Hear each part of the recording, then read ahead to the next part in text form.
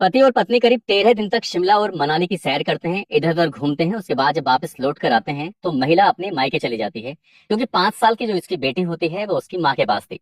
माँ पूछने लगती है कि बेटा दामाद दिखाई नहीं दे रहे, ना ही उनसे बातचीत हो पा रही है, और लगभग 13 दिन से तो बातचीत हो ही नहीं पाई, कहाँ है। जैसे ही माँ ने बेटी से पूछा तो बेटी ने इधर उधर घुमा फिरा कर जवाब देने शुरू कर दिए, लेकिन इससे पहले कभी बेटी ऐसी बात नहीं करती थी। माँ को कुछ शक होता है।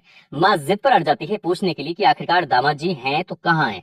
बेटी माँ की जिद के आगे टूट जाती है और बताती है कि उनका मैंने अब से लगभग 13 दिन पहले कत्ल कर दिया था। जैसे ही माँ ने ये बात सुनी, माँ के पैर तले जमीन खिसक जाती है, सोचने पर मजबूर हो जाती है। वो अपने पति से बताती है कि तुम्हारी बेटी कुछ इस तरह की बातें कर रही है, मुझे तो यकीन नहीं हो रहा है। अब बाप भी अपनी बेटी से पूछता है, तो जो बेटी ने अपनी माँ को बताया था वही सब कुछ अपने बाप को बता दिया। बाप और माँ उस लड़की को लेकर सीधे थाने पहुंच जाते हैं, और थाने ले आने के बाद कहते हैं कि हमारी जो बेटी है वो दामाद जी के बारे में पूछते हैं तो वो कहती है कत्ल कर दिया है। इसके बाद फिर थानेदार के पास बात पहुंचती है। थानेदार ने संबंधित इलाके में 2 सिपाही भेजे और भेजकर पूछा कि आखिरकार मामला क्या है, क्योंकि उस लड़की ने बताया था कि उसने कत्ल कर दिया है, और कत्ल करने के बाद जो लाश है वो घर के अंदर जो बाथरूम है उसमें रखी हुई है। 2 सिपाही बाथरूम में जाते हैं, जाकर देखते हैं तो बाथरूम नीट एंड क्लीन था और वहां किस तरह की कोई ऐसी बात दिखाई नहीं दे रही थी। तभी सिपाही बोलते हैं कि सब ये झूठ बोल रहे हैं, यहाँ तो सिर्फ एक ड्रम रखा हुआ है, बड़ा सा ड्रम, वो भी सीमेंट से पूरी तरह से भरा हुआ है। जब इस महिला से फिर से पूछा जाता है तो महिला कहती है कि जो उसका पति है वो उस ड्रम के अंदर पैक है, उसको चिन दिया गया है, उसके छोटे छोटे 15 से ज्यादा टुकड़े हमने कर दिए हैं। ड्रम को जब खोला जाता है तो वाकई उसके अंदर लाश निकलती है। इसके बाद सोशल मीडिया पर ये कहानी, ये घटनाक्रम पूरा ट्रेंड करने लगता है। हर कोई इस घटनाक्रम के बारे में जानने की कोशिश में जुट जाता है कि आखिरकार मामला क्या है और हुआ क्या था, कौन था वो जो उसका पति बनकर शिमला और मनाली में घूम रहा था। आज की इस कहानी के माध्यम से समझने की, जानने की कोशिश करते हैं।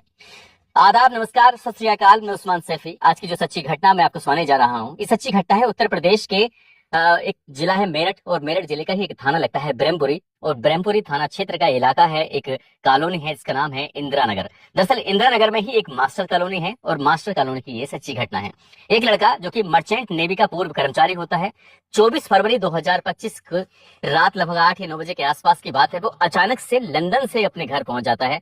और लंदन से घर पहुंचने की उसके पीछे की एक वजह थी कि जैसे ही अगली तारीख यानी कि 25 फरवरी आएगी, रात को 12 बजे जैसे 25 फरवरी की तारीख आगे बढ़ेगी तो उसकी पत्नी का जन्मदिन शुरू होता है, और वो अपनी पत्नी के जन्मदिन के लिए सरप्राइज देना चाहता था।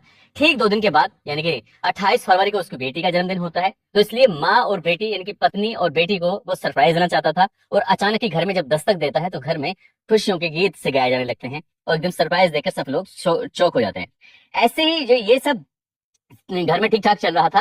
अगला दिन निकलता है, 25 तारीख को अपनी पत्नी का जन्मदिन मनाता है, और 2 दिन के बाद अपनी बेटी का जन्मदिन मनाता है। घर परिवार के सभी लोग वहां पर आते हैं, केक कटता है और खुशियों के गीत गाए जाते हैं। सब कुछ ठीक ठाक चल रहा था, लेकिन जब 2-4 दिन और बीत जाते हैं, ये बात है 4 मार्च 2025 की रात लगभग 11 बजे के आसपास, पति आराम से सोया हुआ था, और रात के जैसे ही 11 बजते हैं पत्नी उसके सीने पर आकर बैठ जाती है, एक बड़ा सा चाकू लेती है और पत्नी अपने ही पति के सीने में बहुत तेजी के साथ घोंप देती है। जैसे वो चाकू उसके शरीर के अंदर जाता है, उसके बाद उसकी चीख निकल जाती है। लेकिन वो चीखने की इसलिए स्थिति में नहीं था, कुछ घंटे पहले उसने जो खाना खाया था, खाने में नशीला पदार्थ मिलाया हुआ था, और नशीला पदार्थ मिलाने की वजह से उसकी जो बॉडी थी वो उस तरह से मूवमेंट नहीं कर रही थी, इस तरह से विरोध नहीं कर रही थी, जिसकी वजह से वो अपनी पत्नी का कुछ विरोध कर पाता। पैर हिलाने की कोशिश कर रहा था तो किसी ने पैर पकड़े हुए थे। अब इसके बाद जिसने पैर पकड़े हुए थे उसने उस चाकू को पकड़ लिया, और जिसने चाकू पकड़ा हुआ था उसने पैरों को और हाथों को पकड़ लिया। इसके बाद एक के बाद एक चाकू सीने में घोंप दिए जाते हैं, मारे जाते हैं। वो रो रहा था, गिड़गिड़ा रहा था, कह रहा था कि जैसा तुम कहोगे मैं वैसा करूंगा, जैसा तुम कराओगे मैं वैसा ही करूंगा, मुझे माफ कर दो, मुझे छोड़ दो, मैं तुम्हें तलाक दे दूंगा, मैं तुमसे बहुत दूर चला जाऊंगा, तुम्हारी जिंदगी में कभी लौट के नहीं आऊंगा। वो इस तरह से कहता चला गया, लेकिन सामने वाले पर इस बात का कोई असर नहीं पड़ रहा था। ये आवाज, ये बातें उसकी दोनों के यानी कि कातिलों के कानों तक पहुंच ही नहीं रही थी, और वो अपना काम बड़े इत्मीनान से, बहुत आराम से कर रहे थे। ना उन्हें किसी को मारने का कोई फर्क पड़ रहा था।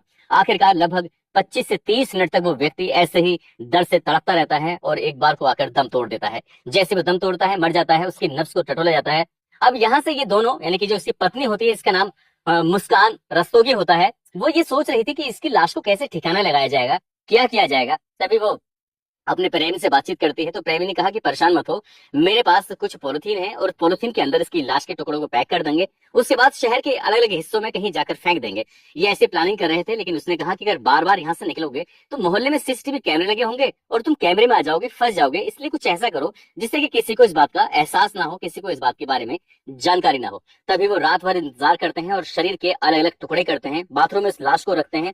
उस लाश से जितना भी ब्लड बह रहा था, खून बह रहा था, वो बाथरूम में होता हो बाहर नाली में बह जाता है और उसके शरीर के लगभग 15 से ज्यादा टुकड़े किए जाते हैं। हाथ अलग, पैर अलग, सर अलग, धड़ अलग। जब शरीर के छोटे टुकड़े हो जाते हैं उसके बाद फिर अगला दिन निकलता है, यानी कि 5 मार्च 2025। इसका जो प्रेमी होता है सीधा बाजार जाता है। बाजार जाने के बाद वो सीमेंट की बोरी लेके आता है, साथ ही कुछ डस्ट लेके आता है और एक बड़ा सा ड्रम लेके आता है। ये सब लाने के बाद अपने उसके बाथरूम में रखता है।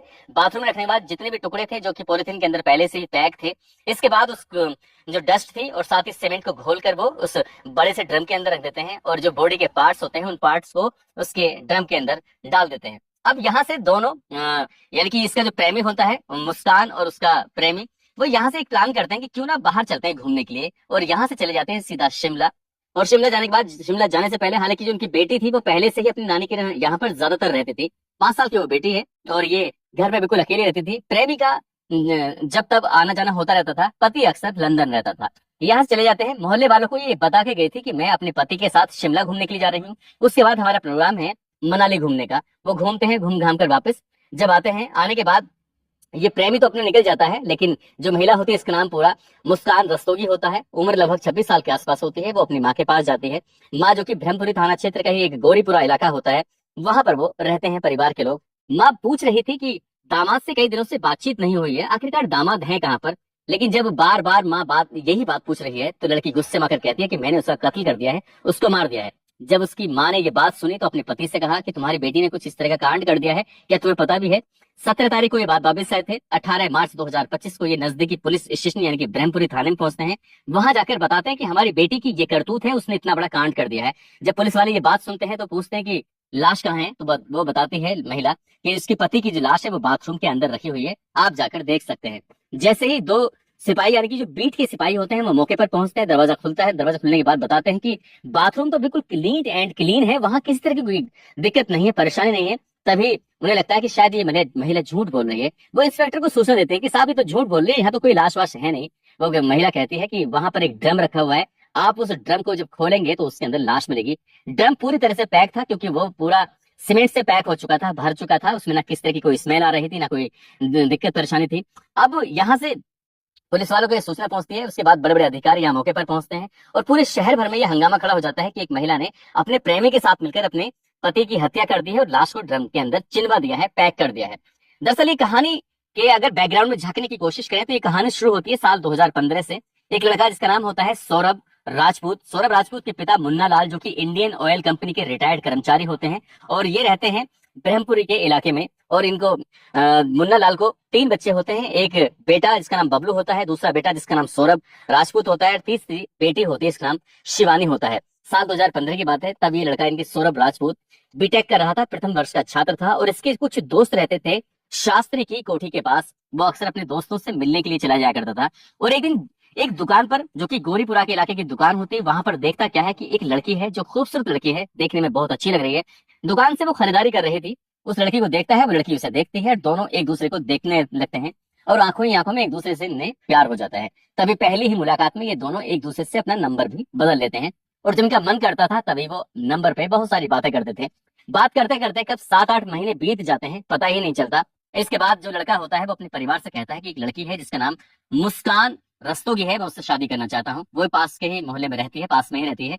जैसे ही लड़के के पिता को ये बात पता चलती है, वो साफ साफ इनकार कर देते हैं कि हम अपने ही ब्रदर में तुम्हारी शादी करेंगे, इधर उधर शादी नहीं करेंगे। उधर लड़की वाले भी इस बात पर एतराज कर रहे थे, लेकिन लड़का और लड़की दोनों जिद पकड़ लेते हैं, प्यार करेंगे तो प्यार भी करेंगे और शादी भी करेंगे और जिएंगे भी साथ, मरेंगे भी साथ। इस तरह की कस्में वो खाने लगते हैं और परिवार के लोग टूट जाते हैं। आखिरकार सौरभ राजपूत और साथ ही जो उसकी प्रेमिका होती है, इसका नाम मुस्कान रस्तोगी होता है, दोनों की शादी हो जाती है साल 2016 में। जैसे ही शादी होती है उसी साल 2016 में इसकी मर्चेंट नेवी इनकी लंदन के अंदर नौकरी लग जाती है और जिंदगी पटरी पर आ जाती है, सब कुछ ठीक ठाक चलने लगता है।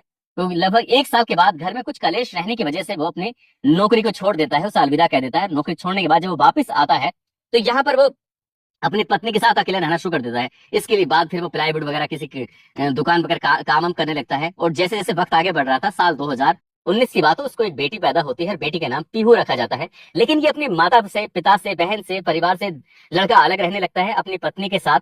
और जब वक्त आगे बढ़ रहा था तो साल 2020 में लंदन में ही एक मॉल के अंदर उसको सेल्स मैनेजर की नौकरी लग जाती है और वो वहां पर नौकरी करने लगता है।